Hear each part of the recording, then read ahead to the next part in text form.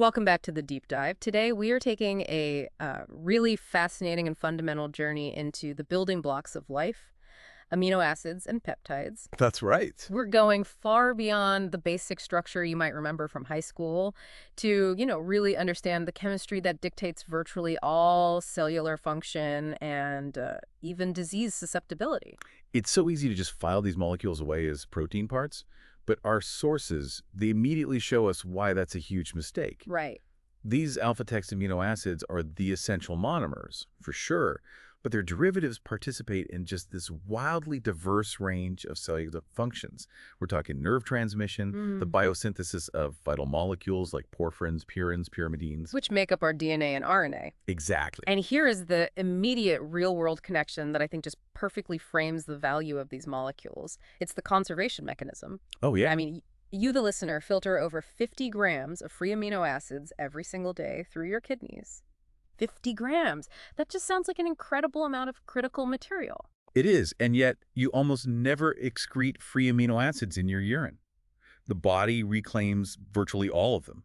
They're almost totally reabsorbed in the proximal tubule. So if the body is filtering out 50 grams and then, aggressively fighting to pull all 50 grams back in, that just highlights their critical value. It has to. The body treats them like molecular gold. Molecular gold, I like that. They're necessary not just for continuous protein synthesis, but for thousands of other metabolic roles. Exactly. I mean, if that reabsorption system fails, you have serious metabolic problems because the fundamental materials for life are just being wasted. Okay, let's unpack this. Our mission here is to move past the simple composition and really break down the ionic personalities and the structural consequences of these molecules, focusing on those critical cause and effect relationships that drive biochemistry. And we have to start with the foundational set. The basics. The basics. So, proteins are synthesized almost exclusively from a standard set of $20 alpha-text amino acids. They're specified by redundant codons in the genetic code. And while nature has hundreds of amino acids, these 20 are the ones our cellular machinery is specifically wired to use. What strikes me immediately about that standard set is their uniformity. They all share that core structure. The alpha-text carbon, the carboxyl group, the amino group. Yep. The only thing that changes is the R group, that side chain. And structurally, they are incredibly similar. The one exception is glycine, which is the smallest. Its R group is just a hydrogen atom. All the others have a chiral alpha-text carbon. Meaning they have 4 different groups attached, which gives them a specific handedness. A handedness, yeah. And this is where biochemistry makes a really crucial choice. Makes have to pick one. It picks one. The enzymes that build proteins are so specific that they only recognize and incorporate the alpha-text configuration isomers. This is critical for stereochemistry. So you might see something like texcysteine, which I think technically has an R configuration in organic chemistry. It does because of a complex naming system. But in biochemistry, the functional classification is $. The enzymes don't care about the parentheses. They only act on that letal text isomer. So the identity of the amino acid, what it actually does in a protein, is dictated entirely by that R group. Precisely. We classify them based on those R group properties. Aliphatic, aromatic, sulfur-containing, acidic, basic, and so on. But the most predictive classification is simpler. Is it hydrophilic or hydrophobic? Is it water-loving or water-avoiding? Yeah. And that answers the fundamental question of why proteins fold the way they do. It's the driving force. It really is.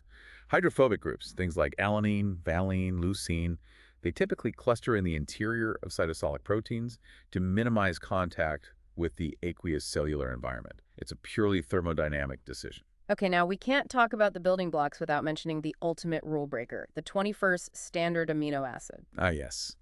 Selenocysteine. The exception that proves the rule. It's fascinating because it's essential for humans, and it's found across all domains of life. It's part of crucial enzymes called selenoproteins, including the ones that convert the inactive thyroid prohormone TXN44 hormone into the active TXT03. And the fact that it's incorporated during translation rather than being added on later is just a monumental biochemical undertaking. It really is. It's built right into the polypeptide chain as the protein is being made, and it uses what is normally the stop signal. The UGA codon. So wait, the cell uses a stop sign to insert a building block? Why go through all that complexity? There has to be a huge benefit because the machinery required is so elaborate. It needs a specialized tRNA, and this unique stem loop structure in the mRNA called the selenocysteine insertion element. So that element overrides the stop signal. It overrides it. It effectively turns a stop codon into a specification for a very important, highly reactive amino acid. It really just demonstrates the evolutionary importance of what selenocysteine does. So once the 21 building blocks are assembled, the cell still needs more diversity, which is why we move into post-translational modifications, PTMs. The customization suite for the protein world, absolutely. Uh-huh. Yeah. PTMs drastically extend protein functionality. I mean, think about collagen, the most abundant protein in your body. It relies on converting proline and lysine residues to $4 text hydroxyproline and $5 text hydroxylysine just to get its structural integrity. And we see these crucial modifications happening in blood coagulation as well, Oh, right? definitely. In blood clotting, glutamyl residues are modified to become gamma-text carboxyglutamyl residues. This modification is absolutely essential because those new groups form a powerful chelating structure. A chelating structure. Yeah, it's needed to bind the text Ta2 plus iolars required for the clotting cascade to even proceed. No PTM, no effective clotting. We also can't forget histones, the proteins that package our DNA. Right? Acetylation and methylation of those histones are PTMs that profoundly impact how stable that DNA is and how accessible genes are for transcription. That's huge cellular regulation just by adding or subtracting a small chemical group. And stepping away from structure entirely, the isolated amino acids themselves have these vital metabolic roles. As precursors, yeah. Tyrosine and phenylalanine are the starting points for hormones and neurotransmitters like epinephrine, norepinephrine, and dopa. And glutamate, which is famous as a savory flavor, is also a critical neurotransmitter and the precursor for GABA. Gamma-text amidobutyric acid, a major inhibitory neurotransmitter in the brain. And circling back to that kidney conservation we talked about, ornithine and citrulline are essential intermediates in the urea cycle. Which is our body's way of detoxifying and safely getting rid of excess nitrogen. Okay, here's where the science takes it a really surprising turn. We find these fundamental building blocks not just in our cells, but completely disconnected from terrestrial biology. I'm talking about meteorites. Indeed. Analysis of samples like the Murchison meteorite shows traces of protein amino acids, alanine, glycine, glutamate. But what's fascinating is that these extraterrestrial samples contain racemic mixtures. Racemic mixtures, meaning... Both textides and lactex isomers, an equal mix. Okay, so if life on Earth only uses the lactex isomers, what does it tell us that space samples have an equal mix of both? It's a huge insight into prebiotic chemistry. It shows these fundamental organic molecules can form randomly in space, but once life took hold here, it chose one chirality. The lactex isomer built everything from there. It really fuels that speculation that meteorites may have delivered some of the raw organic material for the origin of life. It absolutely does. And speaking of amino acids, they aren't purely extraterrestrial or bacterial. We find them in us, too. Correct. While you see text glutamate in bacterial cell walls, which makes them great targets for antibiotics, we also find free text aspartate right there in human brain tissue. Their roles are still being figured out. If the cosmic origins are intriguing, the clinical hazards are absolutely sobering. There are certain alpha-text amino acids found in plants that pose a serious threat to human health. This is the tragedy of lathyrism. When people, often during a famine, eat seeds from lathyris legumes as a food source, it can cause neurolathyrism.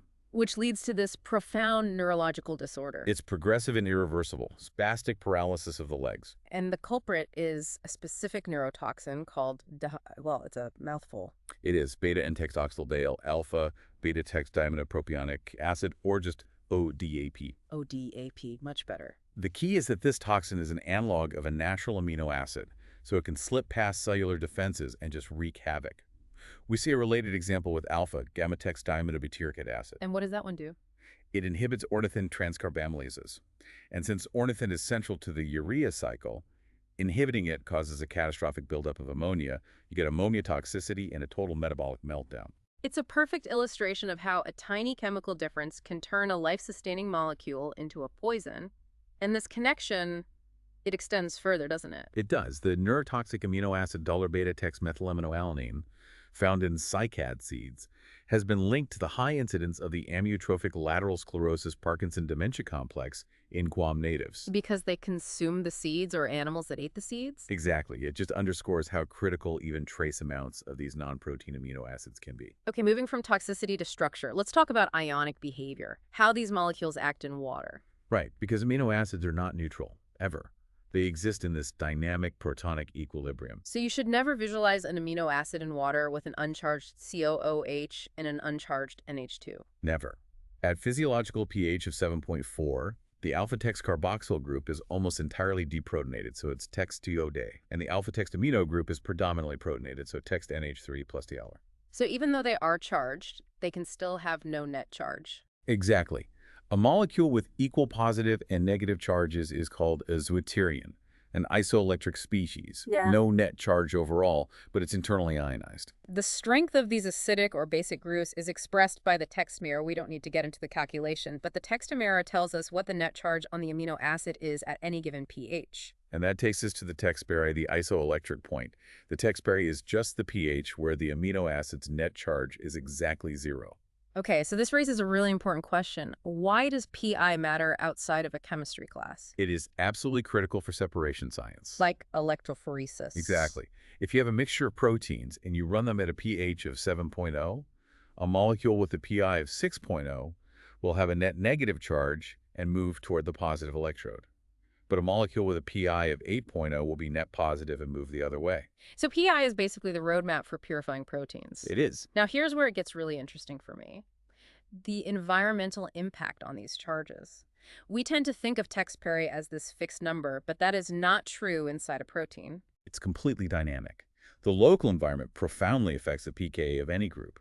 If you stick a charged group into a nonpolar environment, like the hydrophobic interior of a protein, that environment is terrible at stabilizing the charge. So that nonpolar environment actually changes the fundamental properties of the acid or base. It does. It can raise the text K of a carboxyl group, making it much weaker acid, or it can lower the text K of an amino group, making it a stronger acid. These shifts are what allow enzymes to function with such precision. And we're not talking about minor shifts, are we? Not at all. Shifts of 3 pH units are common, but our sources highlight an extreme case. A buried aspartic acid in the protein thioredoxin has a pK above 9. Above 9. That's a shift of over 6 pH units from its normal pK of about 4. So the protein itself creates a microenvironment that completely redefines the molecule's chemical personality. Precisely. This allows a side chain that is normally acidic to act as a potent base, or vice versa, at physiological pH.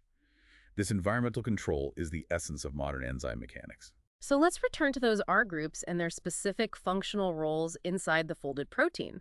They don't just dictate folding and charge, they're tools for stabilization and catalysis. Yes, the R groups stabilize specific conformations through ionic interactions we call salt bridges. But for catalysis, histidine is the MVP. Its imidazole group has a pKa of 6.0. And why is 6.0 so special?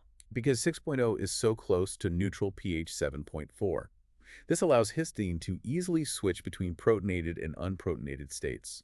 It can be an acid catalyst or a base catalyst without needing some huge environmental shift. It's the perfect neutral pH shuttle. It is. And then you have the chemical attackers, the nucleophiles. Right. The SH group of cysteine and the OH group of serine are excellent nucleophiles. Right. But if we bring selenocysteine back into it, its pK3 is 5.2. That's 3 pH units lower than cysteine. Which means? It means selenocysteine is an even better nucleophile than cysteine at physiological pH. It's designed to be hyperreactive. And finally, we rely on the OH groups of serine, tyrosine, and threonine as key sites for phosphorylation. Which we mentioned earlier, yeah.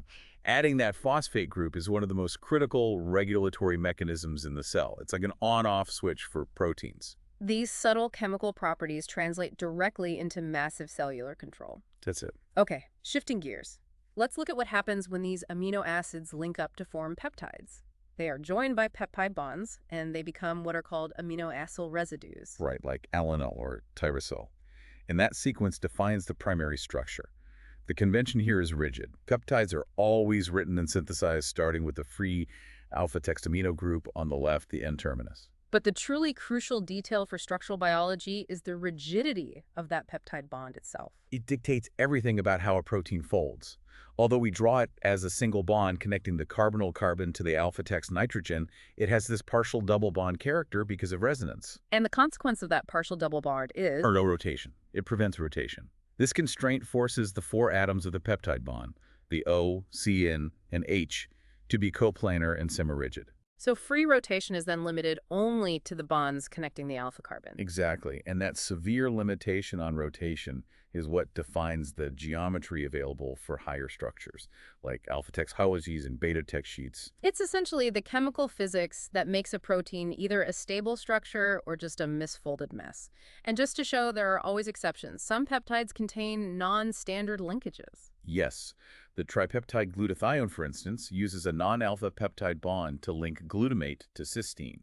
The rules are robust, but life always finds a way to exploit exceptions. So what does this all mean? We've navigated the essential roles of these alpha-text amino acids, recognizing they are central to everything from metabolism to protein synthesis. While also being aware of these dangerous toxic counterparts found in nature, like those lathyris toxins that mimic them. We highlighted how the ionic properties, the Pi and the pKa, are not fixed numbers, but dynamic properties, profoundly affected by the nonpolar environment of a protein interior. Which allows for that exquisite functional control we see in enzymes. And crucially, we demonstrated how the inherent rigidity of the peptide bond, thanks to its partial double bond character, dictates the geometric constraints that lead to the defined higher-order structures we rely on for life. If you connect this to the bigger picture, it's the precise control of charge, rotation, and reactivity provided by these 21 building blocks that unlocks the incredible diversity of protein function. It's the ultimate expression of minimum building blocks leading to maximum functionality. That's a great way to put it. And finally, a provocative thought to leave you with.